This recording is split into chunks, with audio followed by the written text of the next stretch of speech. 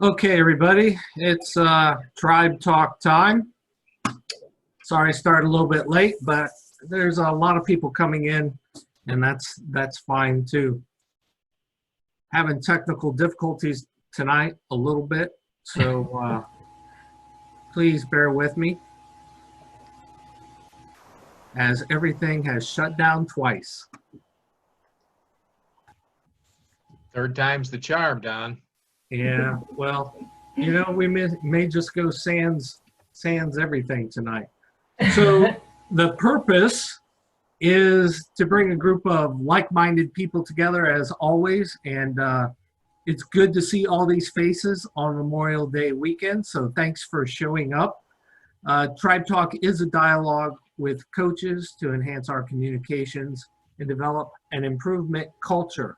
This is an independent event, not sponsored by any organization, regardless of who shows up.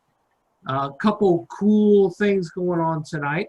We have Laura Holland, who will be doing a session on finding washers for level 2 classrooms. And then we have Dave Halen talking about the skills test, tough decision spots, and why. And so with that, Laura, are you ready? I am ready, yes. The floor is yours. Okay.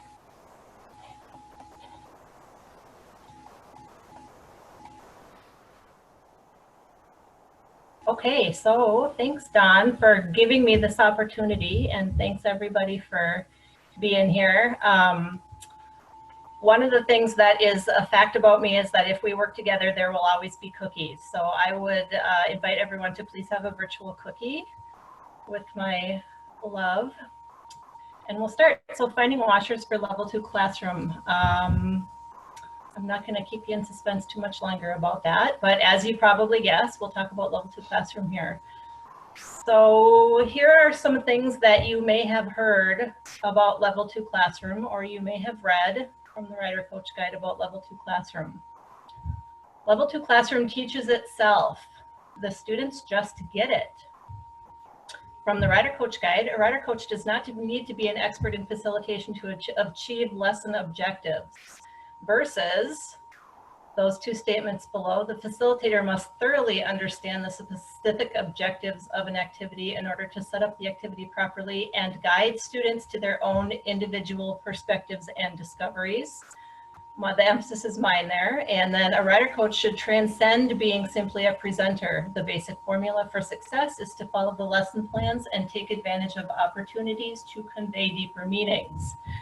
So that last statement and the one about not needing to be an expert come from the same page in the Rider Coach Guide. Does anyone have any thoughts about that?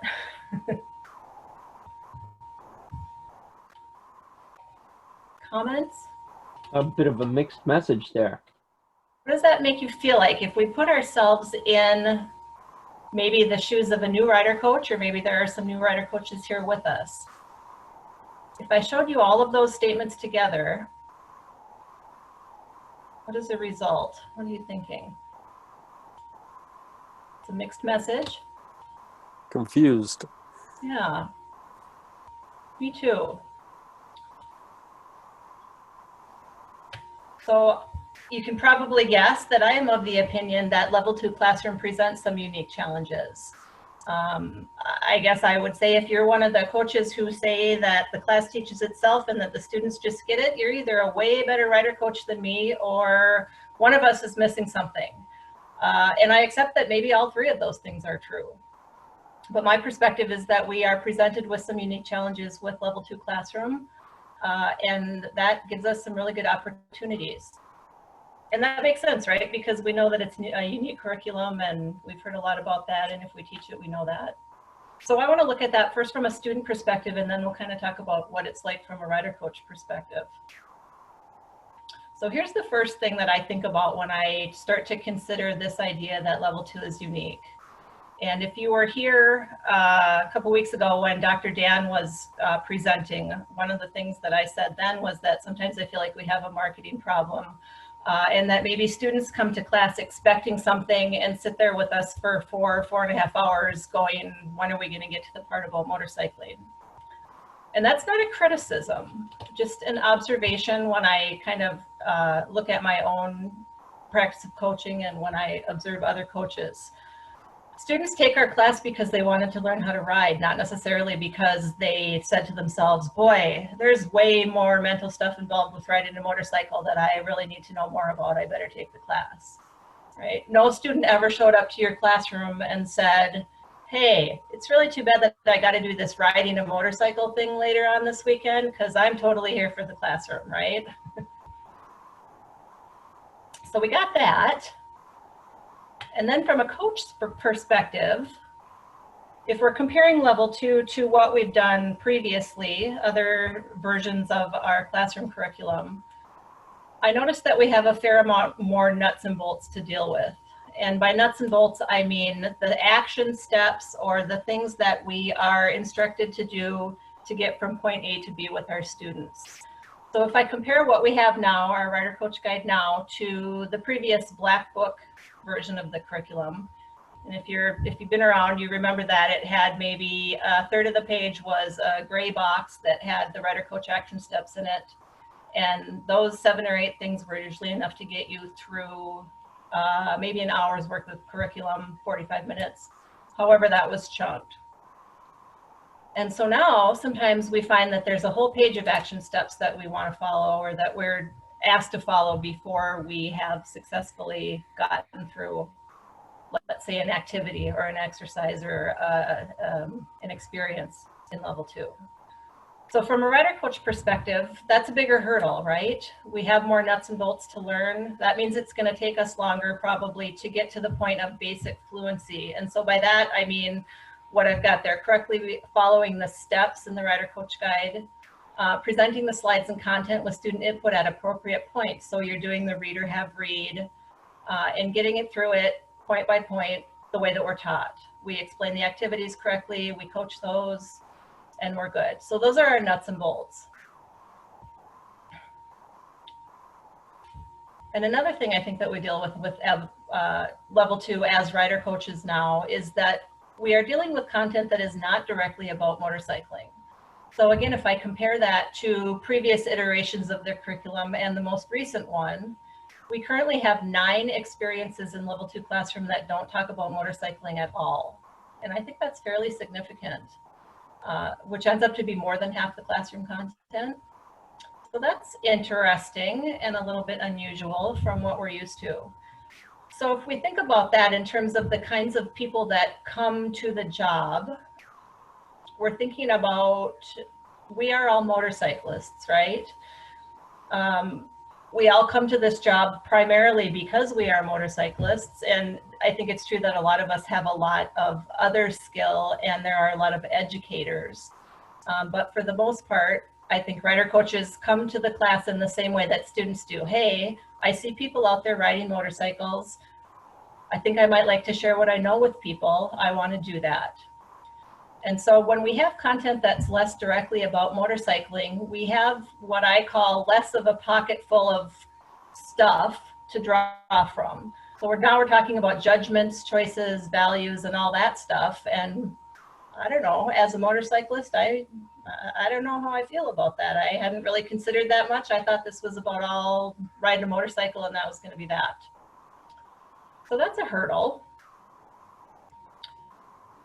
And then historically, whether we're talking about ourselves as coaches or if we are working with coach candidates, mentoring coaches, new coaches, or if we're rider coach trainer, we really emphasize the nuts and the bolts of delivering the content, right? It's a procedure, get through the steps correctly and in the correct order. And that's what our expectation is. And that's not wrong, because if we can't facilitate that well, if we can't get through the nuts and bolts, we're not really anywhere, right? It's like if I asked you to be a third-party examiner in your state and give the rider skills test and then didn't tell you how it needed to be scored. It doesn't make any sense. So it's fair that our historic focus has been on the nuts and bolts of the content. So with those things in mind, do we think that we're achieving excellent facilitation, or are we just more delivering nuts and bolts because that's what we're all familiar with and can do? anyone have any thoughts about that?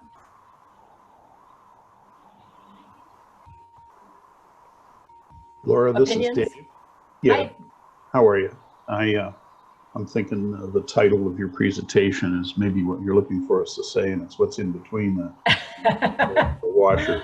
And of course, the delivering the curriculum is the key is to get the students involved and sharing their experiences and somehow equating it to what they already know. Yeah, but wait, you told me that the course taught itself and that the students just got it. But yes, you're right. I hope you took a cookie, because that's right. So let me let me give you an example of this. I have Coach Clicker here, and Coach Clicker is a construct of one of my esteemed colleagues. So Coach Clicker knows that she's to the point in the presentation where she needs to do the ruler drop. So here's how that's going to go. Okay, the next activity is about reaction time, and we're going to drop some rulers, and you've all got them there on your table. And then she gives a description of what's going to happen, and maybe she does a decent demo, and she turns the students loose. Okay, do your 10 ruler drops, write them down, bottom of page 65, exercise activity sheet A6. And off the students go doing their ruler drops paired up. And so everybody does their 10 ruler drops, and they all start to reconvene, and she says, okay, how'd that go? And they say, oh, that was fun. I got a 5. Oh, really? Okay, what'd you get? I got 7. Okay, great. Does anybody have any questions? All right, somebody read that conclusion. Blah, blah, blah, blah, blah. Great, off we go, click. So how was that? Excellence or nuts and bolts? Not too good, yeah. That Right. was, yeah, not too good. But we've all been there, right? Or we've seen that. That happens. Indeed. Coach Clicker. So if we keep that in mind as our example nuts and bolts delivery, what would excellence look like? And again, I want to kind of consider that from a student perspective and also from a coach perspective. And now remember what the Rider Coach Guide told us, that we want to convey deeper meaning and guide students to their individual perspectives and discoveries. So if I'm a student, or if I'm looking at my students from the Rider Coach Guide, I am thinking about it probably somewhat in these terms. Here is what I hope to achieve with my students by the time they leave my classroom. So what did we get from Coach Clicker on these pyramids? Knowledge.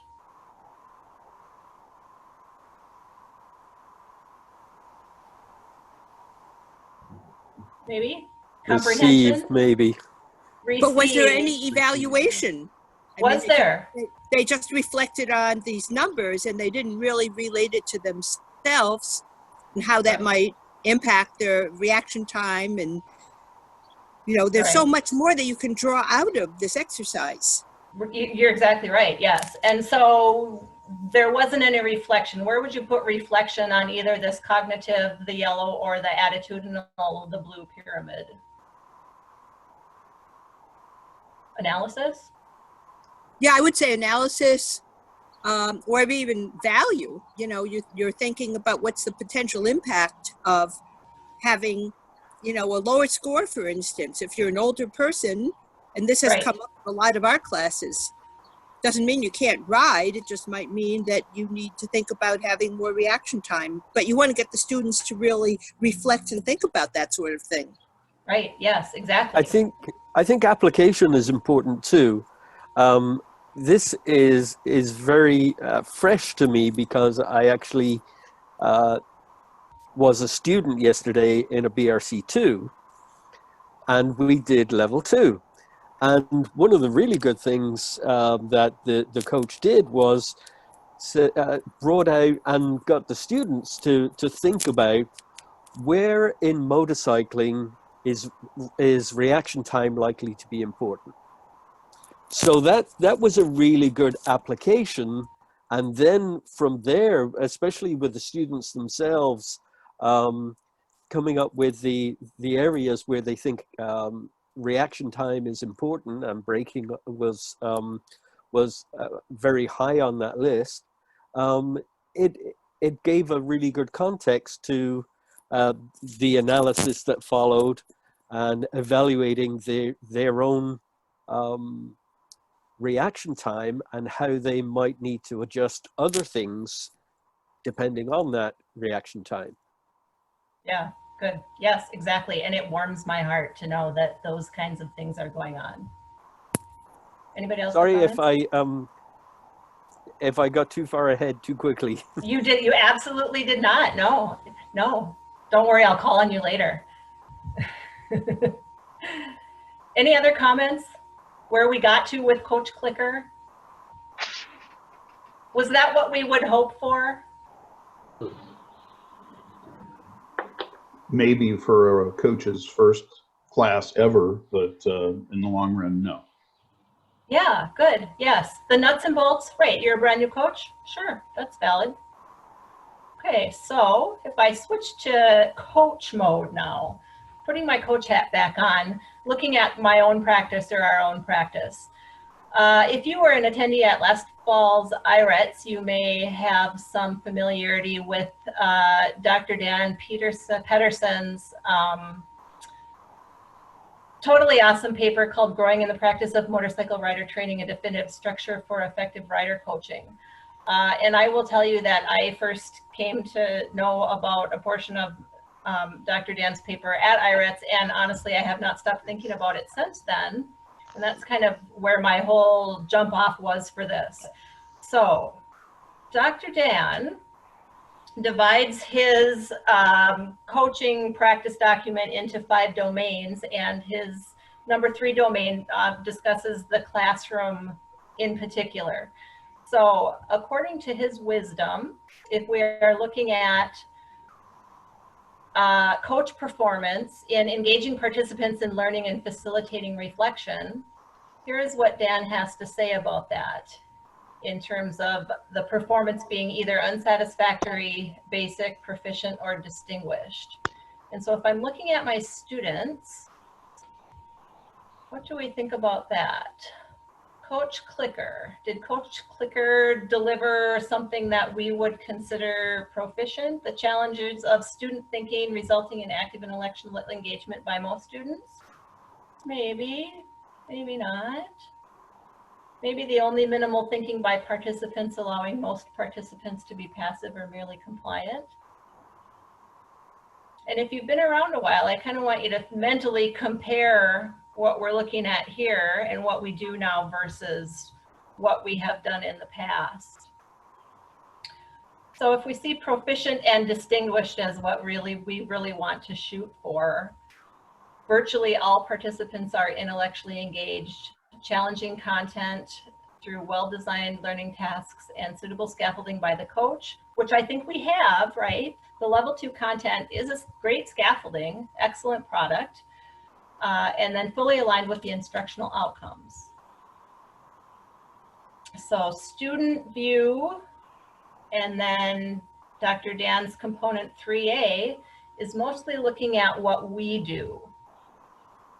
So again, we have coach performance categorized on 4 different levels here. And so as you read through these, just take a moment to kind of reflect on your own practice. Maybe reflect on what we got from Coach Clicker. Leading participants through a single path of inquiry with answers seemingly determined in advance. That sounds like kind of what we got from Coach Clicker to me. We aspire to proficient or distinguished.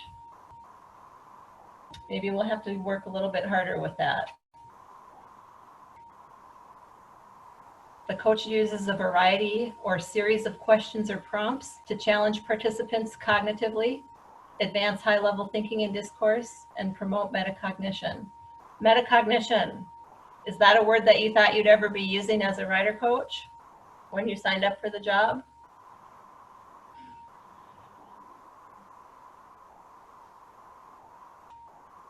So if I'm taking that under consideration and thinking about that in terms of my own practice or our practice as rider coaches, my next logical question is, how can I get better? If my performance looked like maybe the basic at best, how can I improve that using the guidance that we have from people smarter than us. And ultimately, I think our goal is that we want to be able to either become or to train better facilitators faster. And ultimately, what I sought to do with this was to kind of think about it in terms of how can I give us all, how can we all work together to produce a cheat sheet for ourselves? And so by being a better facilitator, I mean that we are all proficient or distinguished, and that students go away from our classroom with those deeper levels of knowledge and the meaningful understanding that we seek for them to have. So for that, we need washers. And a couple of you, I'm sure maybe all of you have already correctly guessed where that is going. The way I think about things is always visual. So if I'm talking about the nuts and bolts of my classroom presentation, I am now thinking about washers that are going to maybe help tighten up the connections between the setup, the activity, and the conclusion. So here I am, now I'm distinguished Dora. And the first thing that we notice is that Dora knows that this is not just about clicking through a slide deck. So she leaves her remote all the way across the room. So distinguished Dora has done an excellent job with her class intros, and she has been keeping an eye on things, and she's kind of got a line on what her students are all about at this point. And she did a good job at the very beginning. She knew that her students might be coming to her with expectations about the class being all about motorcycling, and then didn't want them to be sitting there wondering when we were going to get to the part about motorcycling. So right after she did her intros, she dropped in a good sturdy washer that kind of helped frame the whole experience of classroom for her students. So they're set, they're primed. So now she's going to say, okay, we're going to do an activity talking about reaction time, and we're going to drop rulers. So she does her setup, and then she drops in a washer that's going to put the activity in the context that she is hoping to direct the students towards when she gets to her conclusion. And she's got a great idea what she wants from that, and she knows the conclusion, and she knows what she hopes the students will achieve with the activity. So she drops her washer in, she sets them loose, does everything by the book, got her activity set up, described, demoed, sets her students loose, does it, reconvenes, and then she drops in another washer that gets to those deeper levels of learning. So as somebody pointed out, we left a lot on the table with Coach Clicker. We didn't provide any avenues towards synthesis or towards that deeper learning that we're hoping they get. So she knows her students. She maybe even has a whole sub activity queued up and ready to drop in here that is going to be something that everyone can relate to, or maybe that small groups can relate to, that will help them achieve the deeper learning that we are looking for. And so by the time she gets to the conclusion, that's all fairly obvious because the students have really gotten it by now. They've up to the top of the pyramid, and they are feeling it, and they understand why we did this, and they understand how it relates to motorcycling, and they've really internalized the whole activity and put that in context for themselves in a very personal way. And that's why she's distinguished, right?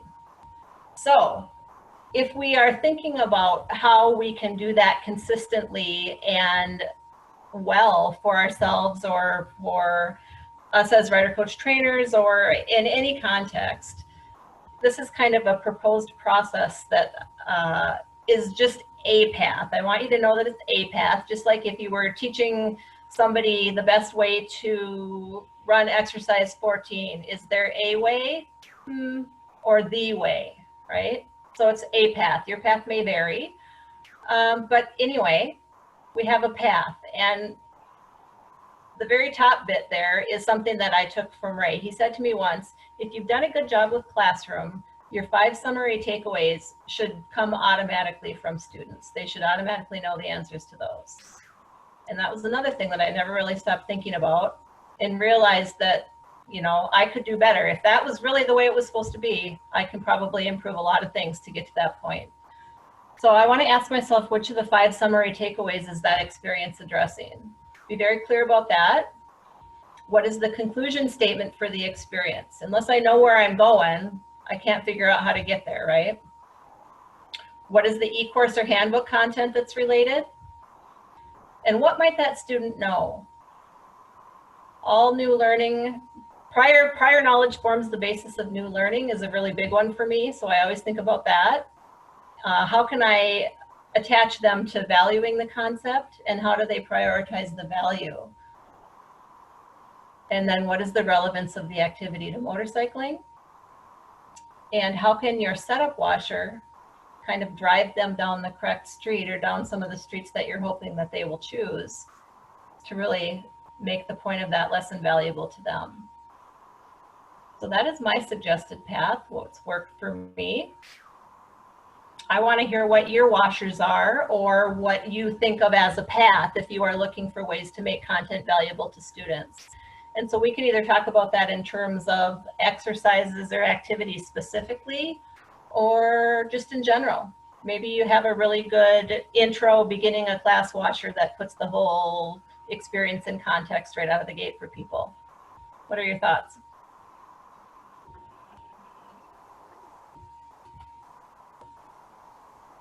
You know, there's so many places where we can make these little connections and help students connect the dots between classroom content. You know, they did an activity that let them use their eyes. Let's see how we can use our eyes in this context. And did you notice that you had to move your eyes to see? You know, you can tie back to lots of things throughout the classroom.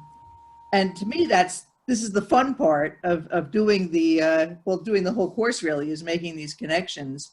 When we first transitioned, there were a couple of coaches that taught their first class post-transition. And I wasn't around for it, but I ran into them afterwards and I said, well, how did it go? And they said, well, you know, the students were kind of like, why are we doing all these games? And I said, well, if that's what the students were saying to you, then you did not make the content meaningful to them.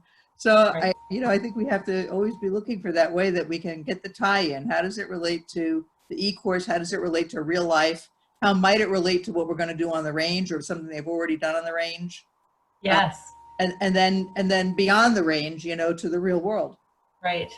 And so do you think that as a new coach, we have a pretty big hurdle to overcome just with learning the nuts and bolts? And maybe if we, I don't know, talked more or had a list even of nuts and bolts and washers, where the washers fit in, would that be useful? I think it's helpful, and spending time with other coaches and observing other classes, seeing people's washers, you know, and kind of getting a little arsenal definitely is helpful. Right. Anybody else? Thank you. Yeah, I think that we have to remember adult learning principles. That, you know, students come to us with a lot of different kinds of experiences, and a part of our role is to try to draw upon those things and relate them to motorcycling. And there's so many opportunities in this curriculum to do that, especially in these two first exercises, which are kind of warm-up exercises. But if you look very closely at those, you get so much information about how students think and how they process information. And that's the type of stuff, too, that you can continue to really draw upon throughout the entire curriculum. Yes, I love that. I love that. Super, super nice insight. I totally agree with that. Who else? Go ahead, Dan. Laura, I think Colin gave us the universal washer in his example. In the course he just participated on, and the coach asked questions. So I think questions are universal washers, and if we can facilitate so much participant dialogue and interaction and deeper thinking by our use of questions. So thank you, Colin, for giving us that example. I think to me, that's the #1 washer we can have in our toolkit all the time. Yes, just asking questions. What I've seen, it seems like, is that oftentimes if I told a coach candidate that use a learner-centered, that we all understand that, right? That's a pretty easy concept to transmit, and people get that pretty much right out of the gate. Coach Clicker would say that was, hey, did anybody get that? Do you have any questions? How'd that go? So we obviously have to get much better at questioning than Coach Flicker.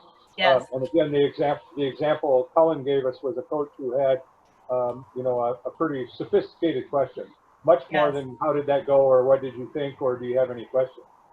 Yes. One more thing that I think, if we can start changing our terminology, we'll set ourselves up to do a better job with these activities. And I would encourage people to stop calling these activities. The word activity to me designates, let's go to the playground and play on the swings. Let's go do an activity. So MSF calls these experiences. I like to add the word learning experience.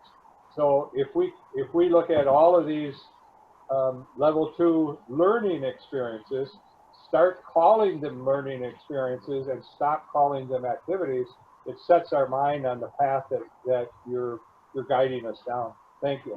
Yes, thank you. And I just want to kind of add on to that and say that I think that using the term experiences is more suitable, just because there are many experiences that occur in level 2 classroom that are not an activity as we think of them having a sheet in the workbook. Josh had his hand up. You got yeah. Josh?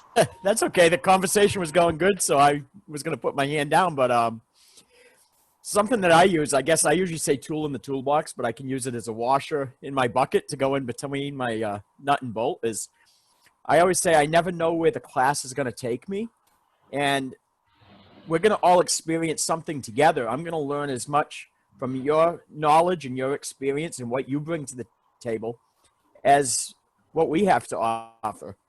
But a nice setup that I use for level 2 is basically saying, this is going to get more into the social emotional side of what we're thinking about when we're riding. Level 1, you talked about some of the physical stuff, or maybe some of the mental stuff, or the searching techniques. Well, let's go a little bit deeper into it. So this is going to be really an interactive experience that it's pretty neat. It's pretty rare to find something like this. And I think it's just a nice setup, and they kind of get relaxed a little bit. And, I always say judgment-free zone too. Let's just see where our experiences take us.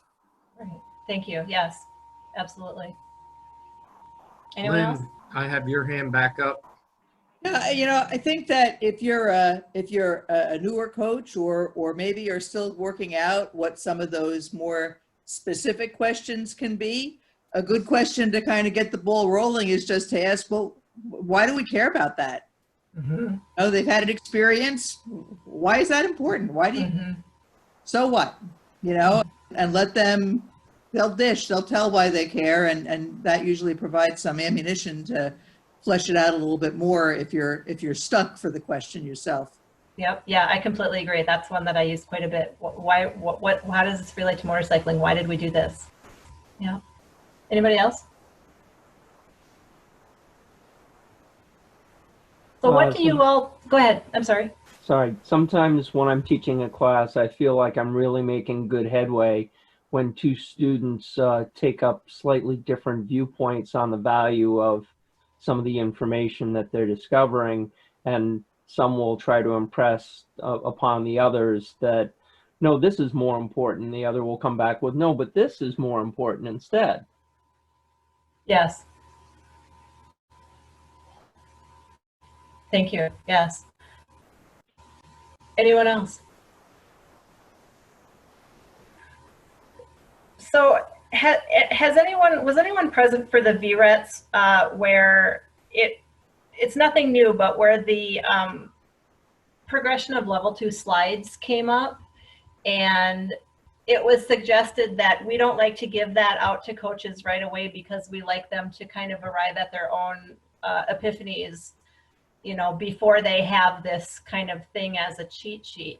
And while I agree that arriving at our own learning epiphanies is much more rewarding, I also think that ultimately, if our goal is to train and to become better coaches faster, maybe a happy medium would be to have something of a cheat sheet for these washers that we're talking about, and be able to share that amongst ourselves as coaches, and as new coaches come in and say, hey, here are some ideas.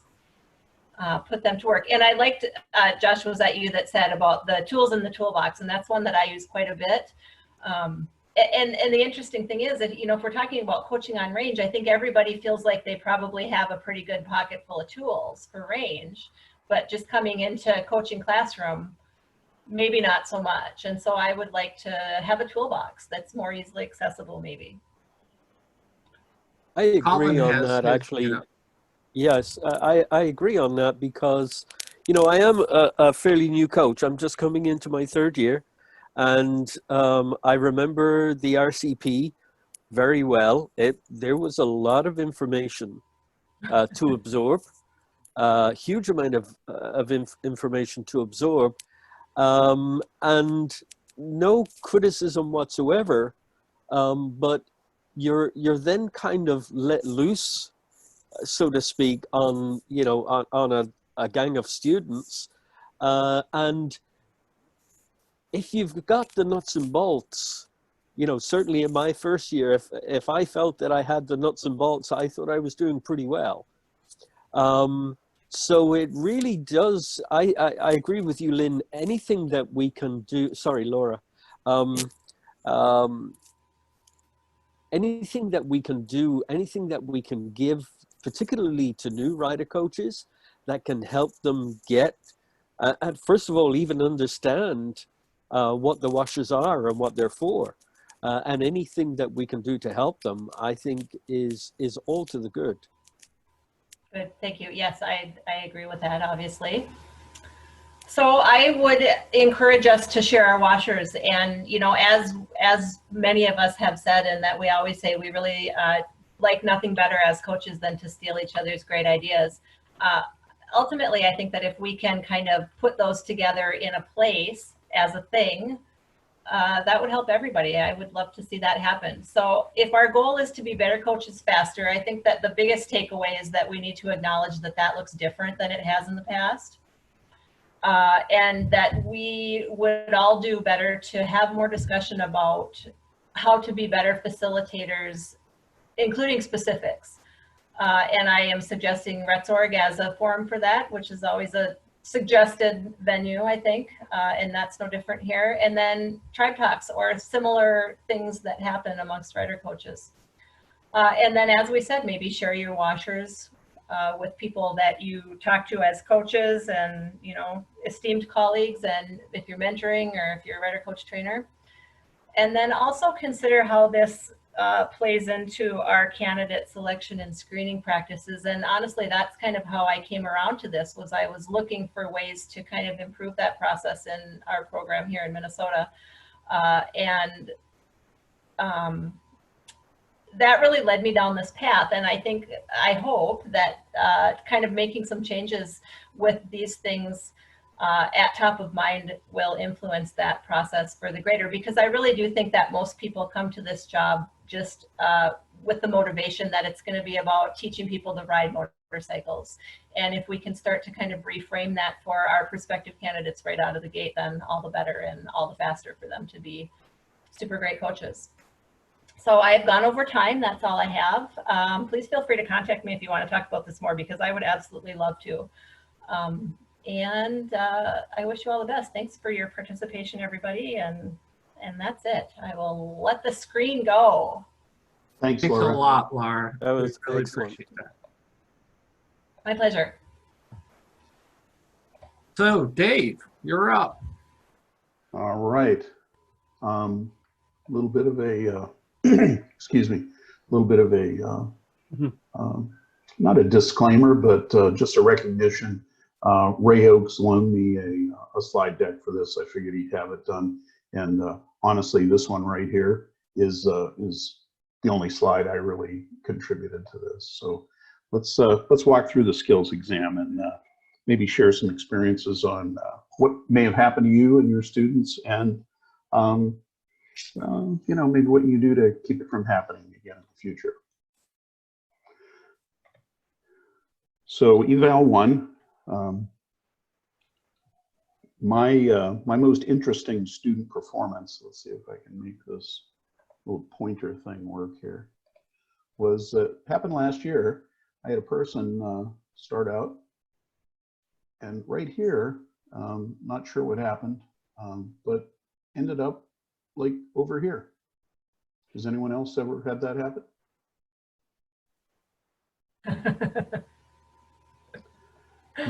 The truly remarkable thing is the person had the presence of mind to make a nice U-turn, come back here and finish up the weave, and then stop in this box.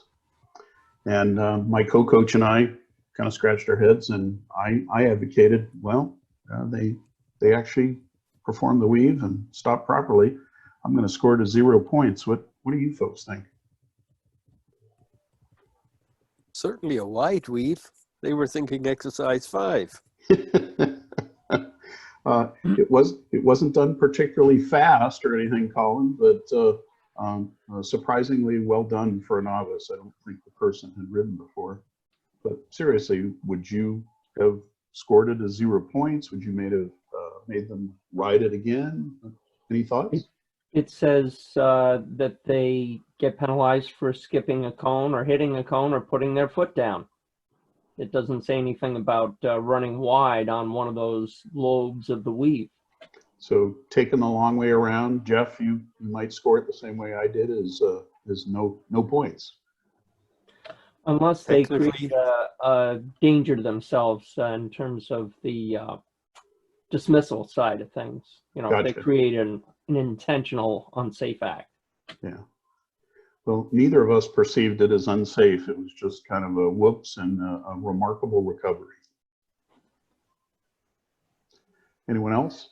Interesting. Just one question on that. Sure, Colin. Was it the first student at the head of the line? Actually, it was not. It was, I was working on a full-size range, saying we actually had 12 students. And I would say it was, you know, somewhere mid-pack, student 4, student 5.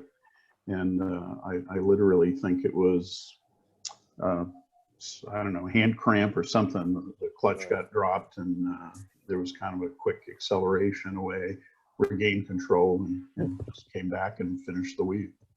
What was the level of that student as they went into their evaluation? Nicole, I would say, you know, maybe mid-pack compared to all the other students in the class. Yeah, I would have to wonder about the students' performance beforehand. And, you know, I would have probably scored it the same way you did, but that other stuff would have also gone through my mind. You know, did they have a brain fart, so to speak? Who knows? I almost used that expression, but didn't, Betsy. But yeah, I really don't know. Didn't want to pressure him to find out what happened. Just okay, good. Go on ahead. Go to the next start point. I guess I would add that there would be a discussion in the debrief after the eval on that moment. And Jeff meant spot on. That's exactly what we did when we were talking to the student afterwards. They passed the test. That was honestly the only mistake that was made. And you know, like I said, we didn't make them do it again or anything like that. You know, the perception was nice recovery. Good job. David, this is Ray Gall, and I'd like to make a comment that I agree with you that I would not score any points off. I also would make maybe a point of discussion that the rider seemed to, at least in the information you provided, seemed to handle an unusual situation and was able to recover without panicking. The rider was able to analyze what was going on, never lost control of the motorcycle, obviously, and was able to manipulate the motorcycle to come back and still be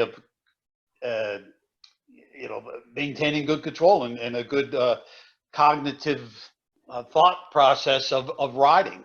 I love to be able to show that to students, that it's about thinking and how much mental activity is involved in riding. And this person seemed to have displayed that. Thanks, Ray. That was kind of my conclusion as well. But I know there are some rider coaches who would, blow a gasket and talk about fails to follow instructions, et cetera, et cetera. So, If I can just throw this out too, it Please. would be an opportunity for self-reflection, as you said, at the end of the skill eval when you're going over things. You could certainly talk with them about what happened. It's a great opportunity for learning. we did have that discussion. Spot on. Very good. We did have a similar situation with evaluation 2 at one of the schools here, and I'll tell you about it later. Okay, that's cool. We can talk about it on the next evaluation. I think the other point to make, though, is that, a lot of times when there's things like this, it's the first or second rider and they got lost. There was a brain fart moment, and, I try not to penalize. I try to be really strict, if they're lost, if they're in control, but they're lost, we can fix being lost. Right. And then make sure that everybody else knows after that what the correct path of travel is. Right. I think as well, that is a good point, because even someone third or fourth or fifth in line, especially on the first skill eval, all they're thinking about is, this is my test. And they're probably not even watching the students in front of them and their path of travel. They're just worried about their own test coming up, Yeah, this is Dennis in St. Louis. One thing Colin just said that I agree with. The first rider out there, everybody is not necessarily watching him. They're just trying to get through the class or the evaluation. One thing I have done over the years, and it seems to work good for me, or at least when I'm teaching on a full-size range, we try to take who we think is the best rider at the moment, or I should say in the class, and put them in the front of the line, and everybody else after that, whatever way they fall in place. And let it go, take it that way. And 9 times out of 10 with me, that usually works pretty good. Most times I get through the course eval without too much difficulty. But yeah, there's always those that will, as somebody else said, have a brain fart. I do the same, Dennis. That's great advice for everyone. Has anyone seen anything else happen untoward in this evaluation that you might like to share with us? Hey, Dave, it's Mark in Arizona. Hi, Mark. Hi. I'm actually going to take a different point of view on this. Okay. This was a full-sized range. Yes. So this student actually ran, what, 40, 50, 60 feet off the path of travel? They did. So I would see that as pretty much a loss of control of the motorcycle, even though they did recover for some period of time. Imagine if this has happened during an everybody riding exercise. Would this have been considered a safe situation? You're correct. If it were a riding exercise, we probably would have stopped everyone in their tracks. But since it was during the skill evaluation, and I was honestly, when I put this together, trying to come up with some interesting things I had seen in my past, wanted to elicit a discussion. So I understand the point of view.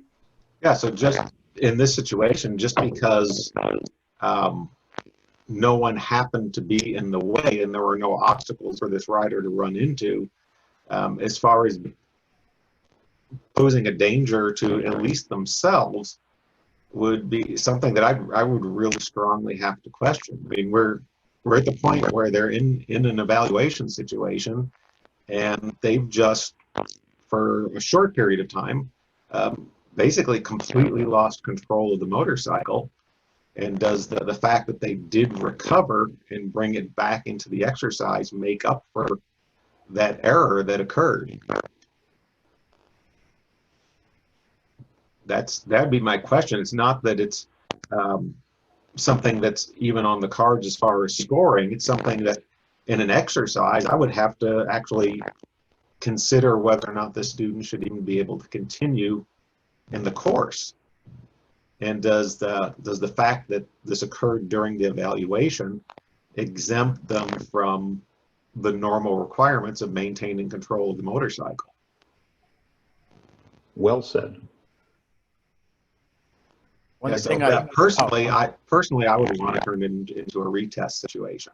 Okay, by retest, you mean, hey, would you please go to the front of the line and give it a shot again? Actually, I would want to do a full, like, park the motorcycle. Something, we don't know exactly what went wrong, but something went very wrong. And we should probably park the motorcycle and then come back and do this at a later time. You know, whether it's, you know, a half hour, depending on program policy, it could be a half hour from now, it could be a different day. But we don't know what went wrong. I don't know if we want to take a chance on this having something like this happen again. You know, in the next few minutes. Understood. Anyone else? I was gonna say, only to add on to that, and that's the tricky thing, I guess. I might have scored it like you, Dave, and I could have probably done what you did, Mark, as well. I think part of it ties into, is there a fatigue issue? Is this somebody that, you know, maybe might be having a sugar low? Like, how were they riding the whole day up to this point? Is this unnatural for this particular person, for this to have happened? And do I think that it could happen again? Are they unsafe at this point? Or is it just, the hand slipped off the clutch, it was a great recovery?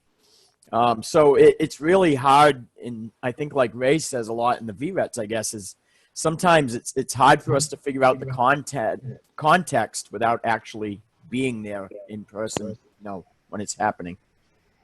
Well said, Josh. All right, anyone else? Now let's take a look at the next eval. Actually, Richard had his hand up. Oh, I'm sorry, I didn't see that. Go ahead, Richard. Rick, you got your hand up. Is there something you want to say? I'm sorry, a little slow on the trigger there. Mark, is this something you've done in the past where you've had to pull a student out to test them later or on another day? Have you had that experience? Actually, yes. It wasn't this particular exercise. This was it was about 5 or 6 months ago. I had a student. It was on Quick Stop. The student had been riding fine. Fully expected her to pass the test without any difficulty, and came into the Quick Stop a little bit on the fast side. Got to the cones and locked the front wheel with the throttle open and released the clutch. And if I had not seen it, I would not have believed the distance that she rode the front wheel skid. She rode almost to the end of the range, whatever distance that is, 50 or 60 feet, with the front wheel locked the entire way and didn't put her foot down. So it was pure luck that nothing went wrong. But scoring wise, it was just a braking distance error. And as a student, I said, no, that was pretty amazing, and I certainly could not have done what you just did. However, I really think we need to park this motorcycle. And then, and in my program policy, we can retest basically at any time. So we need to park the motorcycle and talk about retesting after everybody else is done. Because, yeah, this was the longest front wheel skid I had ever seen in my entire life. That didn't didn't end up with a crashed bike. Sounds like you made the right call, Mark. Yeah, it was. And and on the retest, I think she scored under 5 points, so rode fine, but had this gross error that occurred. Jay, you have your hand up. You want to add? Yeah, I just have 2 quick comments on it. One is if they went out of the original path of travel to gain an advantage, such as they were slowing down and about to put a foot down, so they accelerated out to be able to keep their balance and come in and try it again, then that would be a gig in my book. And second, if you're really concerned about why they did what they did, when they stopped, I would ask them.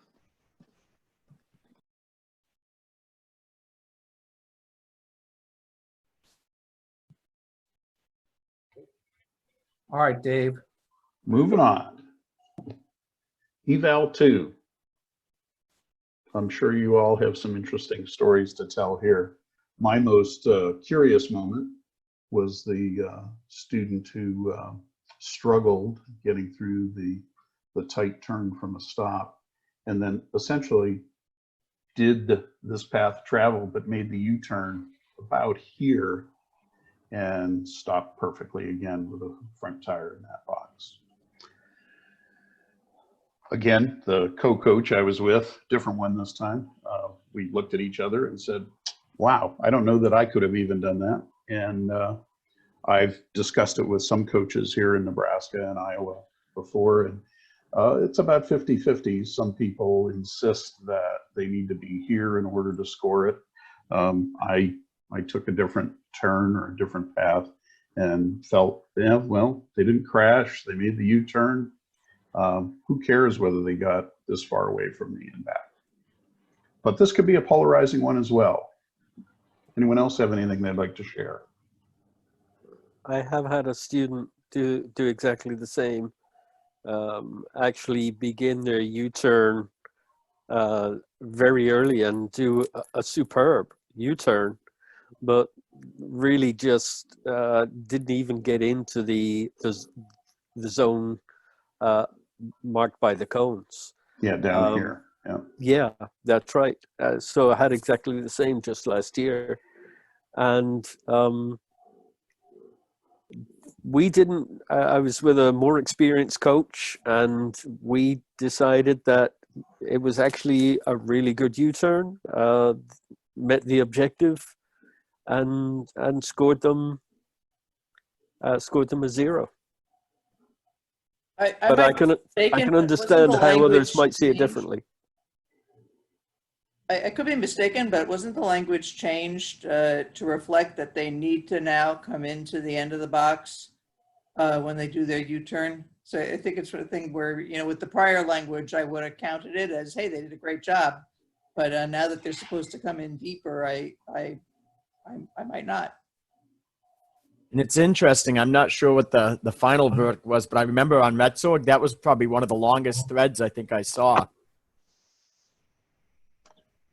Yeah, it's a matter of having the test be in agreement with the rider skill test that a lot of states use.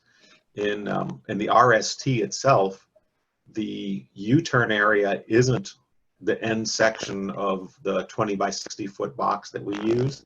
The U-turn area is just a 15 by 20 foot rectangle at the same distance from the sharp turn. So there are no other side boundaries to judge by. The rider makes their right turn, and then there is no area that they ride across. They ride across a completely open space.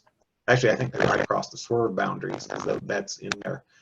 But they ride over to the next test zone, I guess you could call it, and it is a 15 foot deep and 20 foot wide rectangle, or 24 foot depending on the bike size, and make the turn. So that's where we get that language that the rider needs to be in that last 15 feet, so that our pattern and dimensions are the same as the RST. So we do run into the situation. It's kind of unfortunate that they do make a fantastic U-turn, but they just don't make it in the right place. I have Mike with his hand up. Yeah, interesting comment about doing the U-turn at the end of the box. The corollary to that I've seen is the student does the U-turn early and puts the foot down once, twice, 3 times, whatever. I've had rider coaches say, no, you can't count the foot because they didn't put the foot down during the U-turn area. So it's kind of I look forward to see what Dr. Oakes says on Tuesday during VRETs, as I'm sure we'll cover all of these same questions. And Jeff, I see your hand up. Yes, thanks. I know, Josh, correct me if I'm wrong, but we had some discussion about this very concept, and the conclusion that Jack and the other RCTs, Tony, emphasized that part of what we're trying to do is to train the riders to execute a maneuver in a designated area. And that's really the essence of requiring the students to go down to the far end of the box, is to commence a maneuver at a specific location. That was all I had. Yeah, that's correct, Jeff. What we did is MREP policy, or Massachusetts state-specific policy. We got together, us three trainers and the state coordinator, and basically said, look, for our jurisdiction, because this is coming up and different things happen, we're going to say it has to be within that designated coned area. That's the way it's read on the cards, and that's what we're doing for our jurisdiction. So we kind of updated all our coaches just to kind of make it so that everybody's on the same page and there's no, like what we're having right now with it, you know? And Jay, you're the last one with your hand up. Yeah, the instructions do say within the area marked by the cones. So that's the way that I would take it. And if the first rider did it short of that and really did a good job, then my concern would be the next rider would start to do it short as well, and then it would quickly become a potentially dangerous situation. So just some more frosting on the cake. Food for thought. Thanks, Jay. Whenever the first or second rider gets lost, I just try to nip it in the bud and make a general correction to everybody, just in case there was confusion about that. Right on, Lynn. All right. Eval 3. I'm sure we have some interesting crash stories like what Mark told us earlier, and I'm sure that was interesting, that one. And Mark, was that with one of your Street 500s? Yes, it was. Oh boy. But it wasn't a crash. Yeah, yeah, yeah. So what did you do actually in that case? Just put it back in front of the line, make her do it again? No, I actually had her park the bike. Got it. And completed the eval with everybody else, and then once they were done, brought her back out, and it took about 10 minutes to run her through all 5. Yeah, finished it up later, right? Yeah. Cool.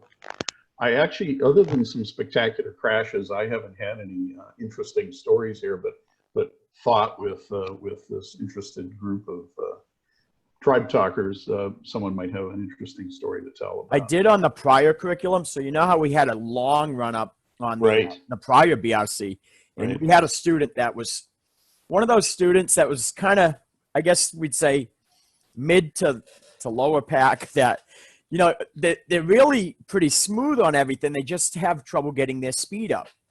In all class, we're kind of trying to work on the speed. Well, for some reason, when we got to this eval, the student decided, this is the time I'm going to. Now's the time.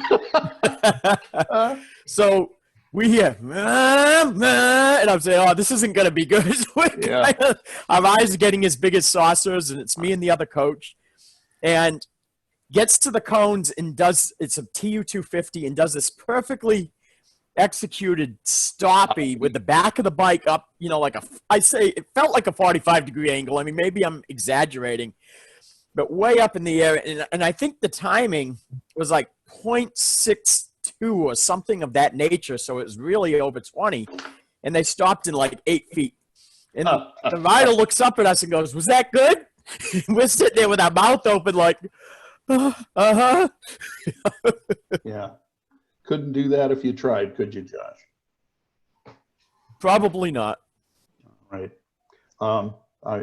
Anyone else have anything they'd like to share? Some words of wisdom? I had a student once in the U-turns. It was in the old U-turns, do an absolutely indescribable path of travel. And both she and I were laughing so hard that we just had to stop because it was really funny. Cool. She knew it was ridiculous. I knew it was ridiculous, and we couldn't contain ourselves. So we had a laugh break. Cool. If I may, Dennis in St. Louis here. Yeah, go on ahead, Dennis. Skill eval number 3, and this just happened about a week and a half ago. It was my first class of the season, starting out late, unfortunately. But the point is, a student on this eval who had been riding about 15 years just now decided to get his endorsement.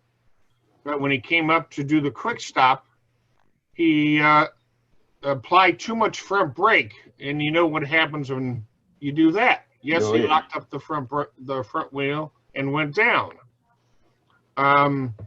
he was okay, no injuries, whatever. But naturally, he was a little beside himself. And with Missouri requirements, he can do a retest within 30 days. But he said, no, I'm not going to do it. I'm done. He got his stuff and went home. Now, I did talk to him a little bit about, his applying the brakes. And he said, yeah, I know what I did. I just hit the brakes too hard, the front brakes more specifically. But he went down too hard and locked it up. Yeah, I've seen a few of those myself. Let's move on to eval 4. We have one more, if you On don't 3? mind, Dave. Sure, Don, yeah.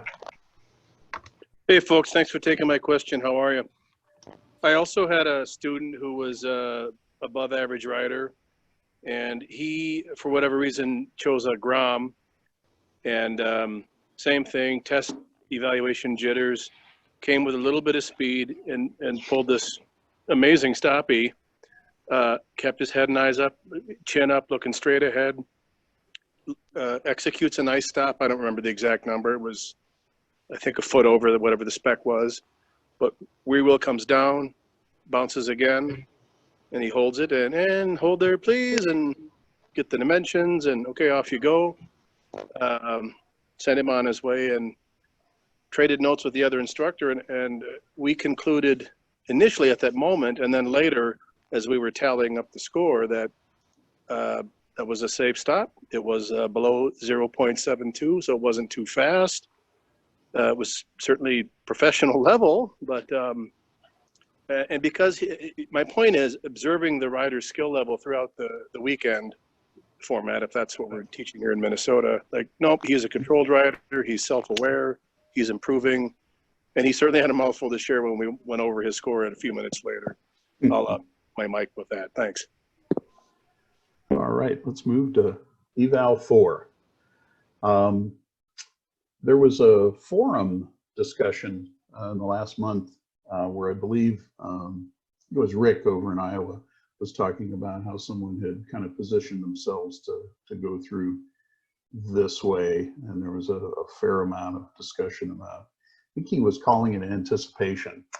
I haven't actually seen anyone do that, but thought that might come up when we talked about this. The worst thing I've seen is people using the brakes too soon and crashing, but nothing that I would consider out of the ordinary. I've had a couple of left swervers, and the instructions on the cards were real clear about that. But anyone have any interesting thoughts to share, including continuing that forum discussion? Well, my first thought is the path of travel on the cards is truly impressive. Yeah, that stop in that nice radius right here. Is this what you're talking? We wish we could do that, right, Jay? Rick has his hand up. All right, Rick, let's hear it.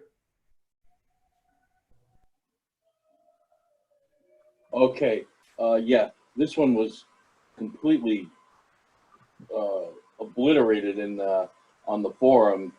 I couldn't. I mean, I was following it, and it seemed to be that it was a lot of the discussion was built about the path through the initial Q cones, and the card is fairly simple. It says to accelerate straight. So straight is straight, and approaching on an angle is an angle. And I know it went back and forth, forever. It was really well beaten up, and that was my conclusion, that if you're not accelerating straight, then I see that as some sort of anticipation. And that was Rick's contention for sure. Not Rick Pencer from New Jersey, but Rick Pike from Iowa. Yeah, correct. Right. I followed Rick's thread on it, but I know there were other participants who oh yeah who had lots of ideas on. There were. Yeah. I think the bottom line with all of these is, were you able to fairly gauge whether the person was able to do the skill? There you go, Lynn. If they're coming in at a cockeyed angle, they might have got through, but you really aren't able to judge whether they had the ability to do the skill because they kind Right. of. Yeah, did they really swerve? It has to be the guiding judgment there is, were you able to fairly make a fair assessment of the skill that's involved? Right. Yeah, and I think you're right. In the extreme, you could argue that wasn't even a swerve. It was we'll call it a directional change to make it more of a straight shot or a curve through the obstacle and recovery. Anyone else have any interesting thoughts or stories to share on Skill Eval 4? People are getting tired. Anything else, Don? You see anyone with their hands up? I do not. All right. Skill Test 5. I think, is it possible that some states don't even use this? Here in Nebraska and Iowa we do, but I believe there are some states that don't even use this. And it's an appendix, if you will, to the writing skills test that Mark was talking about that many state DMVs use. I think the most remarkable thing I've seen here was a student who, of course, you practice this not very long before you're tested on it. I saw a person just kind of skip the first curve. They just kind of did this thing. And the other thing I see all the time is people going way too fast and not slowing down enough. Haven't seen any crashes. And I want to say on the forum recently, somebody stopped and put a foot down somewhere here. I haven't seen that in my experience, but this person here was like clueless when they just completely cut the first corner out, made their own corner.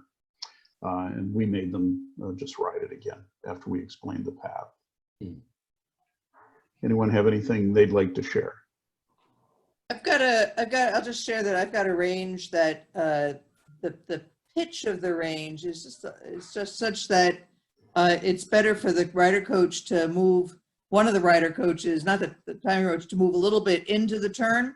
Like down towards here, Lynn? Yeah, towards in that direction, not blocking the view, of course, but just to be able to see the lines because of the way the pavement is angled. Got it. Yep. My comment here is I work a lot on a compact range, and the everything is a little more compact, obviously.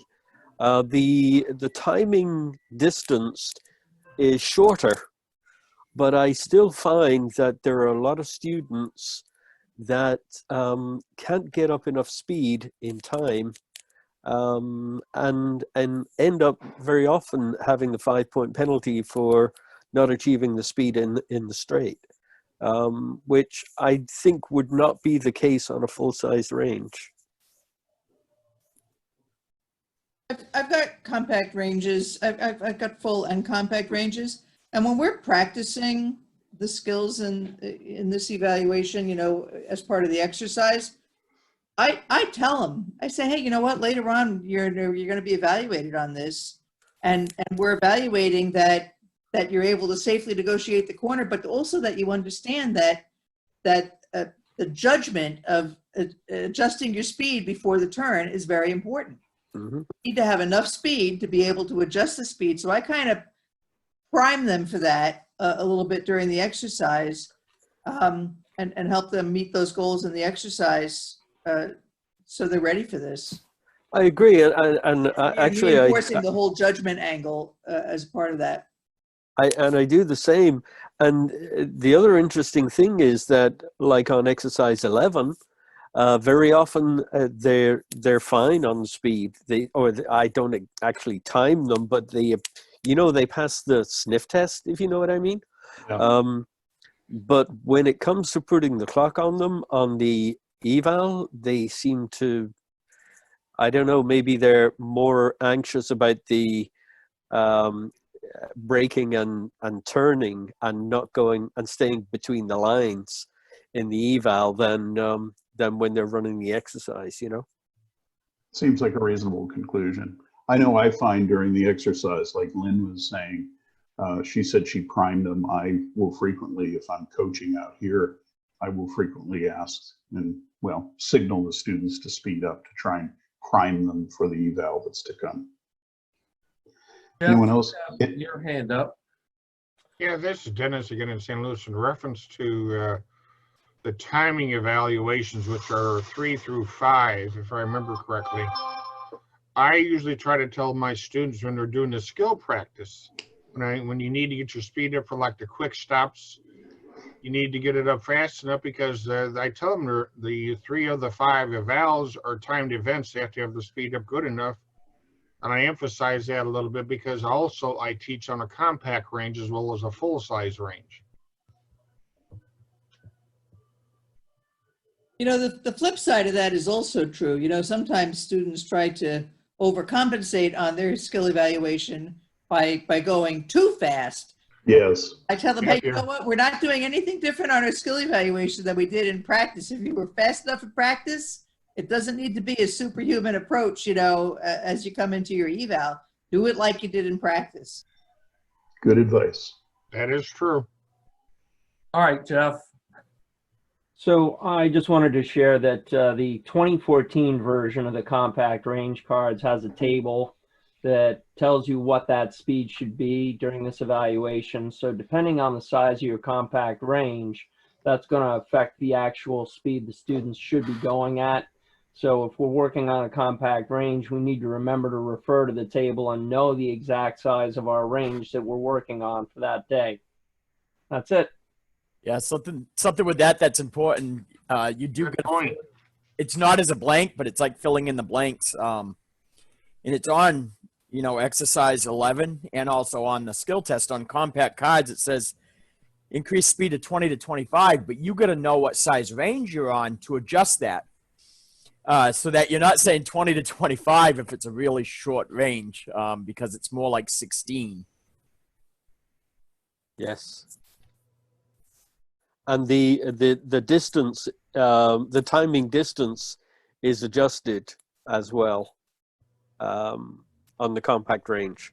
Correct. Yeah, to still keep it that 1 second, but it changes. Yes, that's right. Yeah. On the compact range, the distance on the timing mark is 23 feet, and I think on a full-size range, it's 29 feet. Correct me if I'm wrong on that, but I think that's the way it is.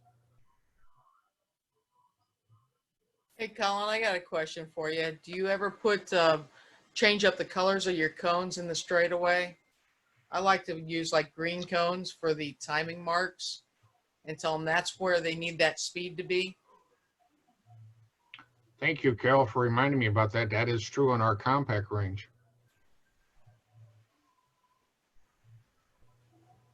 All right, Don, you see anyone else? You to say you should be done braking and you know, giving power by whatever color cones you're using, you know, so if you have different colored cones, it can be helpful. Yeah, it's all in setting it up, and I always try to make sure that I set up the skill eval the same way the exercise was set up for them initially.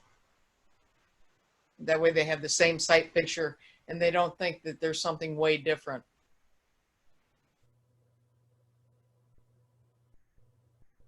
And I think that's it, Dave. Debrief question. All right, Don, thank you. In real life, there's not going to be cones telling you when to be off the brake. So how are you going to know in real life when you need to be done braking? You have to live in a state with curves, Lynn. I'd add one more thing that of the 8 different varieties of compact range, not one of them has the exact same required minimum speed. They're all different.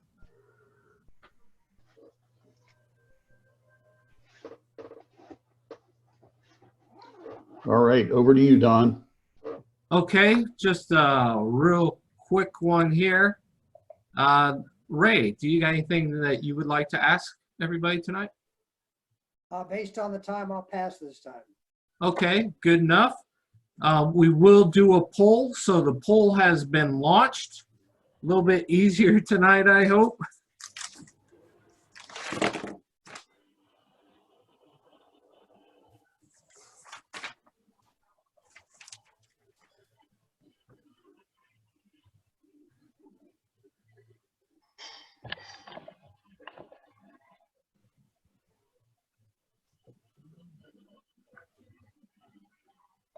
I hope that everybody kind of enjoys these these polls, these questions to kind of brain tease you. I know I do. You're Hey, secretly Don. collecting data on us, aren't you, Don? Nope, I am not. It always humbles me so much that I still have to learn and still have to research and look up because I'm always I'm not even sure what some of the words are, Josh. great. I'm glad I'm not the only one. It's great though. I'm always looking up a lot of words after Tribe Talk. The never-ending process of lifelong. Never too old to learn something new. Hey, Don, did you say you sent it? Yeah, you should have a poll on your screen right now. Yeah, Don, I already got it and answered it and submitted it, so I'm good on that end. All right. I think Ray is in denial. Hey, Ray, are you on a phone? No, Okay. on my laptop. I've always seen them before. I don't know. It's out there. I have 63% voted at this point. Maybe do an Alt-Tab to see if it popped up and you. I'll vote yes. Okay. Alt-Tab. Nope. Wow. That's all right. We won't hold it against you tonight. Just abstain, Ray.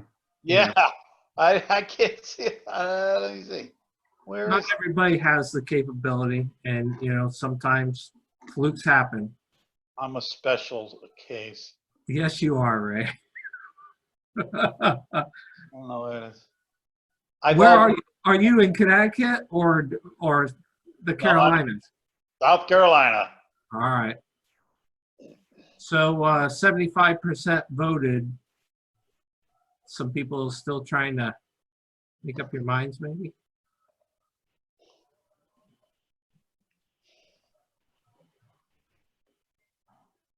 Remember, usually the first answer you pick is the correct one. The first guess. Yeah, that too.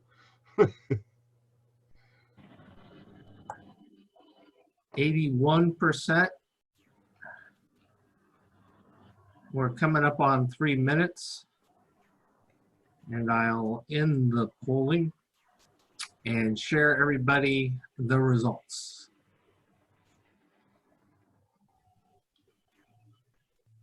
I'm going to take a quick print of this.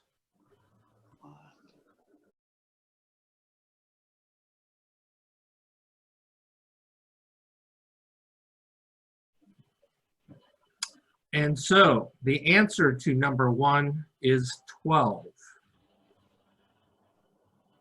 The greater portion of people selected 8. And although I believe in the infinite mindset, that was not the answer tonight. For question number 2, surface learning is most closely associated with memorization. So 37% memorization. Surface learning, just the very basic, I know this is because we memorize things. So we'll pass that up really quick. Please, can we have a round of applause for Laura and Dave and their sessions tonight? Thank you. Pretty awesome. If you're interested in providing a session in the future, please go ahead and contact me offline. Certainly, that's always important to share. We learn best in our social community, and this is a pretty good social community. Just one thought tonight as we wrap things up, and I want to go back to something that Jay says. So I'm crediting you this, Jay. Smile a little bit. All right, there you go. So Jay said he wanted to ask on the question that David was talking about on the first exercise.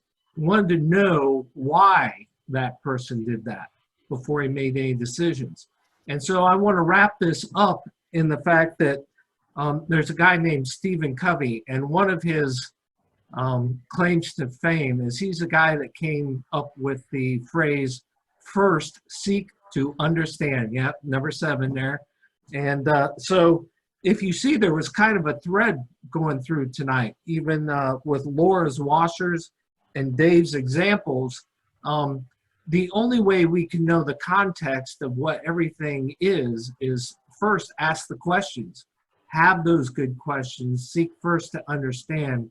And usually by asking those quality questions, we usually get a much better answer, more informed answer. So I'll leave it with that tonight. Thanks again for showing up to Tribe Talk. Happy hour on Wednesday at 7 p.m. Eastern. And then we'll have Tribe Talk again on the 31st at 7 p.m. Eastern. Hey, you know, if it goes long and you're willing to stay, so am I. So thanks a lot, and have a great rest of your Memorial Day weekend. Thanks, Don. Thank you. Thanks, Good night, Ian. everyone. Good night, everybody. Be safe out there. Good night, everybody. Thank you. Good night.